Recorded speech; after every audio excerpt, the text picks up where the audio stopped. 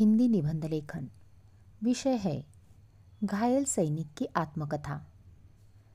मैं भारतीय सेना का एक भूतपूर्व सैनिक हूँ। मैंने कई युद्धों में भाग लिया है। यदि तुम मेरे बारे में कुछ जानना चाहते हो तो सुनो। मेरा जन्म महाराष्ट्र के एक छोटे से गांव में हुआ था। मेरे पिताजी और मेरे चाचा जी भी सेना में ही थे।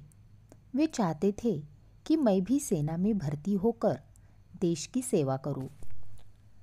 पढ़ाई पूरी करके मैं नासिक के भोसला मिलिट्री स्कूल में भर्ती हो गया। वहाँ मुझे हर तरह की सैनिक शिक्षा दी गई। मुझे बंदूक, मशीन गन, तोप और टैंक चलाना सिखाया गया। बाद में मुझे थल सेना में शामिल कर लिया गया। सन 1962 में चीन ने हमारे देश पर हमला किया था। उस समय हमारी टुकड़ी को लद्दाख के मोर्चे पर भेजा गया था। तब मैंने जान की बाजी लगाकर भारतीय चौकियों की रक्षा की थी। मैंने अनेक चीनी सैनिकों को मार गिराया था। लड़ाई खत्म होने पर इस वीरता के लिए मेरा सम्मान किया गया था। मेरी पदोन्नति भी हुई।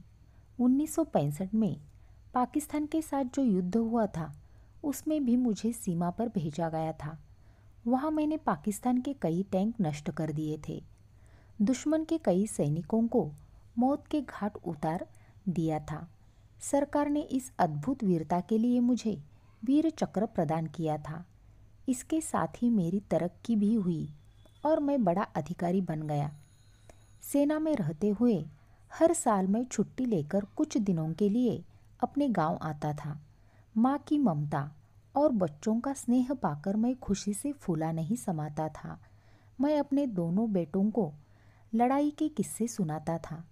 छुट्टियां खत्म होने पर फिर अपनी ड्यूटी पर वापस लौट जाता था।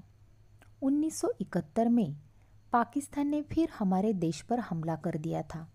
उस समय मुझे देश की पश्चिमी सीमा पर तैनात किया गया था। हमने जान की बाजी लगाकर दुश्मनों का मोर्चा तोड़ दिया था, पर मेरे कई साथी लड़ते लड़ते शहीद हो गए। मैं भी बुरी तरह घायल हो गया था। आखिरकार पाकिस्तान को हार माननी पड़ी। पूर्वी पाकिस्तान उसके हाथ से निकल गया। पूर्वी पाकिस्तान स्वतंत्र बांग्लादेश बन गया। मुझे कई महीने जम्मू के अस्पताल में रहना पड़ा। सरकार ने फिर मुझे सम्मानित किया। अब तो मैं अपने गांव में रहता हूँ। गांव की छोटी मोटी सेवा करता हूँ। यहाँ के लोग मेरा बहुत आदर करते हैं। जय जवान, जय किसान।